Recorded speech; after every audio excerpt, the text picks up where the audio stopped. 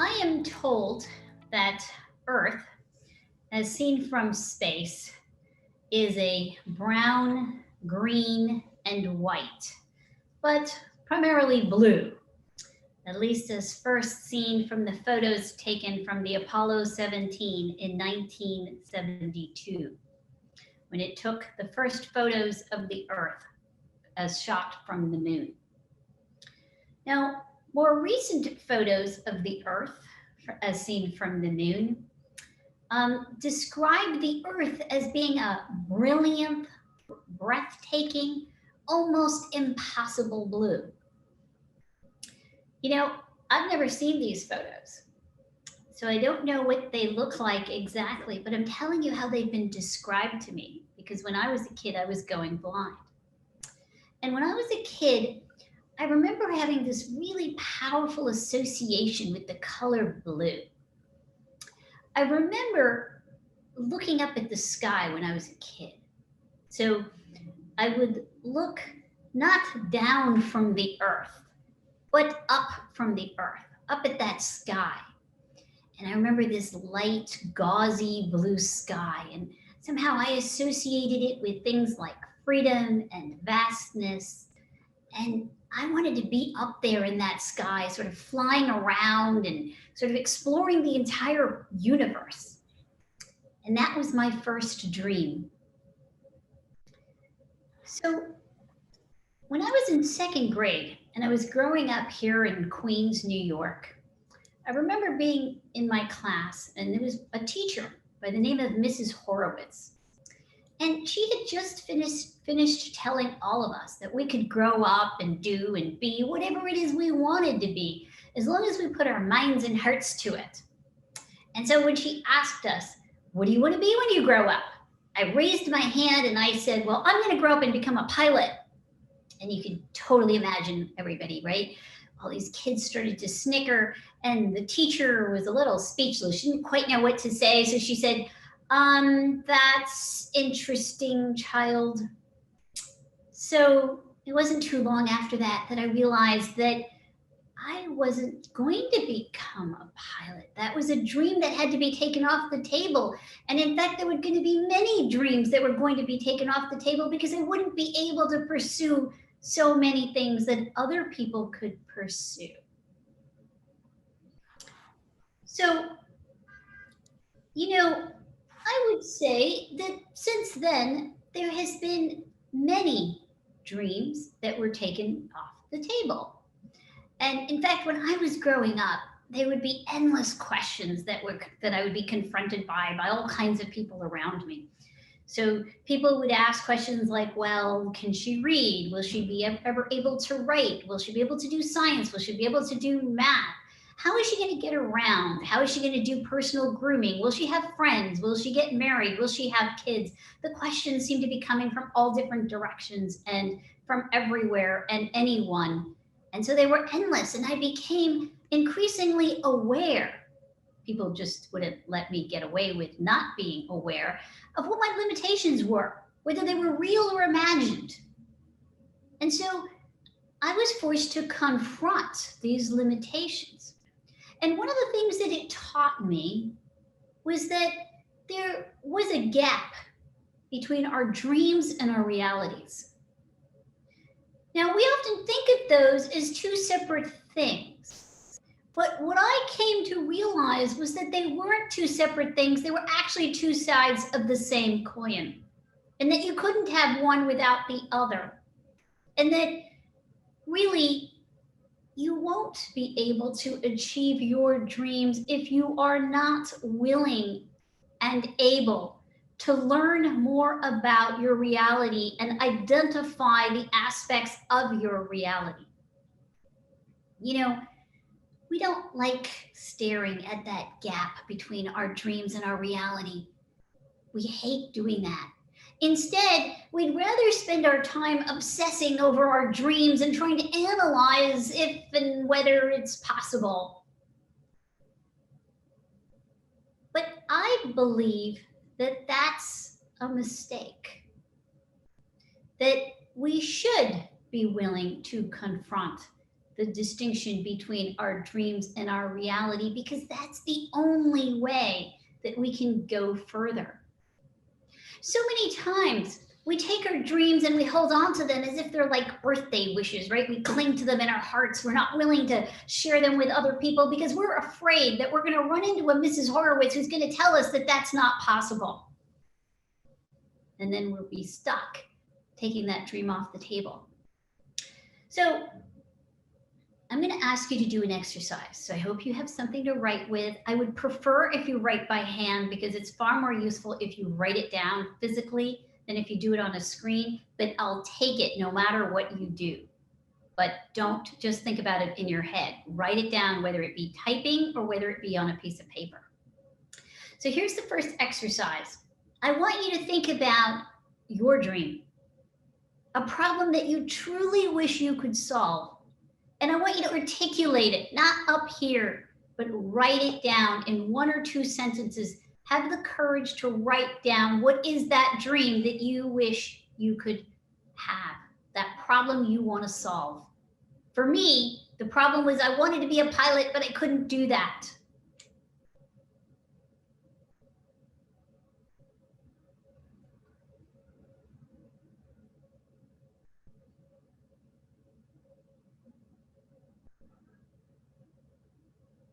Okay, so hopefully you've all jotted down that big problem, something you really care about that you want to solve for. You know, a lot of times when we write down our dreams, right, we write them down as if it's like a goal. You know, I want to be CEO, or I want to make, $20 million or $100 million, or be the richest person on the planet. And goals are useful because it gives us a target. But I want you to not forget that actually it's not the goal that matters. It's the dream. And what is a dream but an underlying desire? What is that desire that you want to pursue? Because once you understand that dream, that desire, there are multiple paths to get there. It's not just one goal that you could have in order to achieve that desire. There may be many, and you want to leave yourself open to being flexible. So, my desire was to be that pilot. And you've got down your desire. You know, one of the great limitations of us as human beings, which confronts all of us, I'm afraid, is that we get trapped in a perspective. And it becomes really hard for us to get out of that perspective. Einstein once said that if he had an hour to save the planet, he would spend 55 minutes defining and understanding the problem. And I want to believe that the reason why he said that is because he understood that too often what gets in our way to solve our problem is because we get trapped in seeing that problem in just one way. And that a big part of solving that problem comes from our ability to see it in so many, many, many different ways. And that's what enables us to uncover the real possibilities. So here I am realizing that I can't become a pilot. That's off the table. So what can blind people actually do? And so let's take a little trip around the globe and figure out what can a blind person actually do. I remember when I was young and I was in Spain for a small stint, and everywhere I would go, random people would walk up to me and they would slap money in my hands and expect me to give them lottery tickets in return. Apparently the blind had cornered the lottery ticket market back then. And then there was a time when I was in Japan and people would walk up to me in the subways or on the streets and they would take my hands and they put them on their necks and shoulders and they would expect me to perform these magical massages. Now, when I was in high school, my guidance counselor assumed he didn't have to show me the college manual because I, like most other blind people, over 95% of them, would probably end up on Social Security and SSI. But, there was a music teacher, and the music teacher had a lot of faith. He said, "She's blind," and handed me a clarinet. Alas, I wasn't meant to be the next Stevie Wonder or Ray Charles. And then some other people said, well, she's actually doing pretty well in school. Maybe she could go to college, in which case what I was going to be when I grew up was obvious to everybody other than me, just as was blind, they said. So I could become a lawyer. So these were some possibilities, and they weren't right or wrong. None of them were right or wrong, but none of them fit. They just didn't feel like something I wanted to be, and I felt like I was getting stuck in some kind of a corner. Did I really have to settle for these meager options put before me? And then I began to say to myself, well, so look, I've looked at all the options, but I've looked at all the options from the perspective of how sighted people see the solutions for the blind. It was still through this lens of blindness as seen from the perspective of the sighted. But I didn't ask the bigger question, which was that, well, what were some reasonable options for Sheena? Because blindness was simply one aspect of her. And so I began to think of it as an exercise in self-discovery. And as I began to do that, I started to think more broadly about what it meant to me. Like, why did I want to be a pilot anyway? What was all that about? You know, the great German writer and statesman Goethe, he once wrote this piece. It was actually really touching. He wrote this piece on the nature, function, and psychology of color. And one of the things he writes about is blue, the color blue, and how this color blue is kind of like a contradiction between excitement and repose. And he writes about how as the upper sky and distant mountains appear blue to us, so too does a blue surface retire from us. Meaning that, this color blue is not the kind of thing that advances towards us. It's something that we somehow draw after it. So why did I really want to be a pilot? What was it about being a pilot that was so appealing and intrinsically motivating to me? So, it's really important in life to pursue your intrinsic motivations. What are you intrinsically motivated by? Decades of research has shown that when we pursue those things that we are intrinsically motivated by, not only do we invest more of our time and energy in them, but we also perform better at it. Which makes me come to the second question that I want you to answer on your piece of paper. Why do you want to pursue this dream?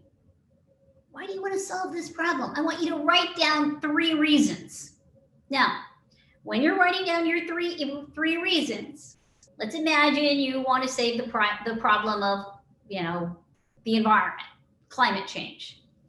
I don't want you to write down all the reasons why you should solve this problem, like it's really important, we might just blow up in the next 5 years, we really should do this for all these reasons. This is not about why you should. It's why do you personally care about it? What are your reasons? You want to be famous, you want to be rich, you want to feel like you made a difference. It doesn't matter what they are.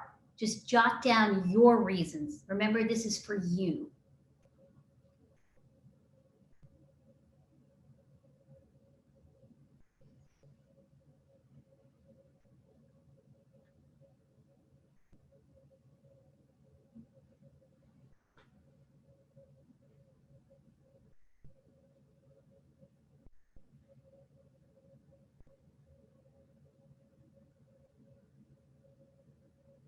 Okay, so you've jotted down your 3 reasons.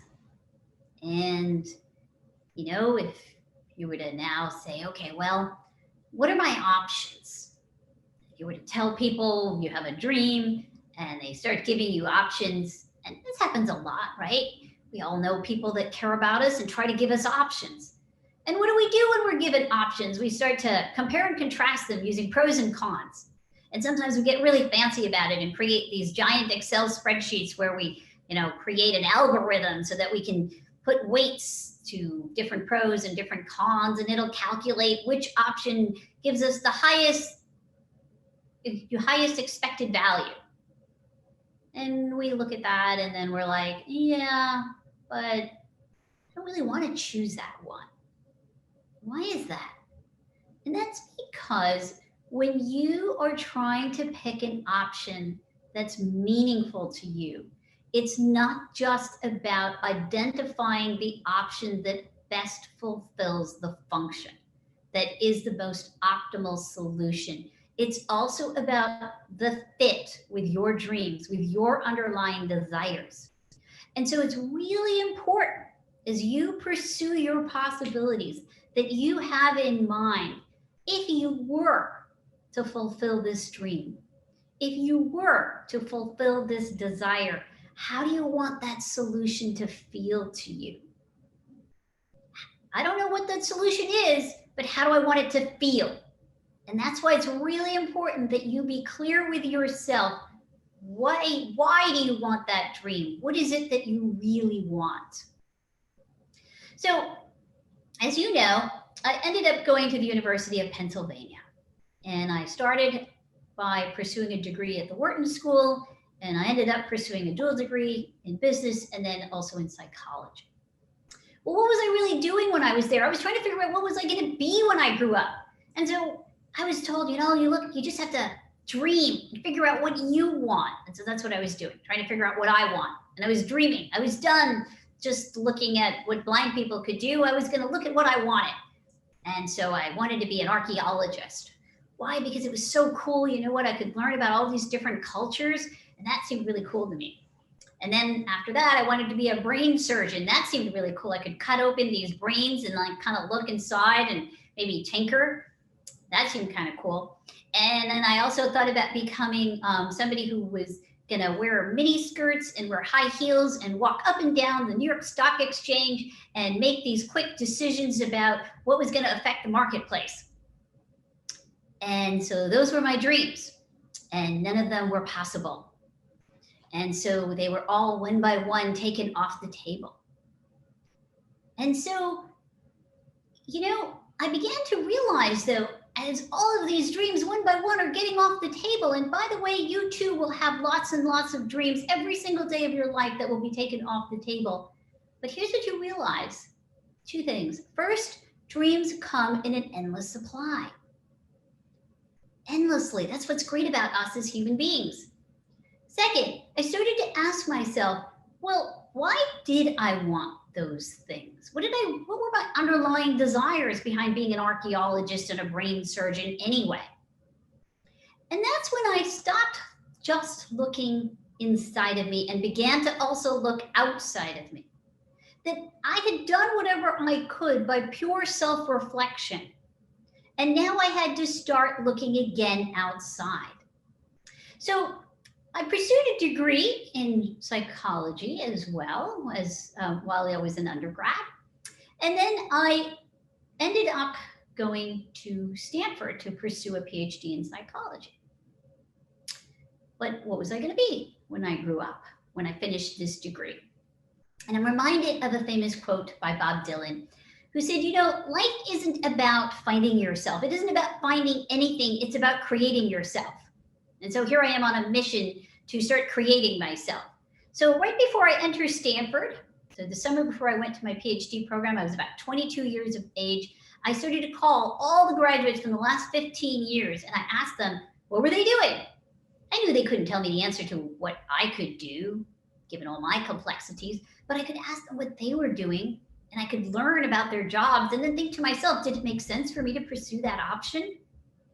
And so I learned that some people were web designers and some people were HR consultants and jury consultants and management consultants and different kinds of professors. And little by little, I thought to myself, business school professor. That was kind of interesting to me. And then within the first year that I was in my program at Stanford, I began to realize that I could study something that would bring together all those underlying desires, which was I could study the way humans made choices. It would capture my interest in culture, in the way the brain worked, and in all kinds of decisions in life, including business decisions. So notice what I'm doing here. I'm stealing different pieces of the puzzle. I'm putting them together. I'm not copying. I'm still creatively combining, but I'm learning from the outside of myself what pieces I could bring together. So here's my third exercise for you. I want you to now, on your sheet of paper, jot down 3 leads, 3 intuitions you have of the kinds of things you might want to pursue and learn a little more about, to discover options. And who might you talk to for each of those leads that could help give you an idea?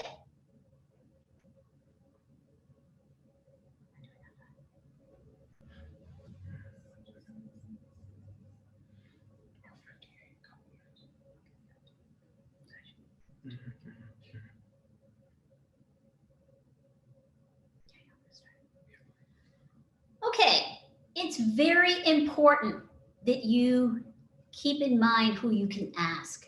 We are told over and over again, network, network, network, network, network. And most of the time it's really awkward. And most of the time, what do? We exchange business cards or resumes. But let me tell you how networking is really meaningful. It's what I call idea networking. And what that means is you go and you talk to people and you tell them, hey, I'm really interested in learning more about this. Do you have a suggestion? That leads to both meaningful conversations, but also you get leads, which you can then build upon. I have learned so much about so many kinds of solutions throughout my life, ways in which I could solve problems that had to do with blindness. And there was no expert on blindness or all the other things that I had to confront. You talk to people from different perspectives, from all different walks of life, and they give you ideas. And little by little, you start to create the self that you want to be. I'm reminded of a piece by a writer by the name of Maggie Nilsson, who wrote this book, Bluets.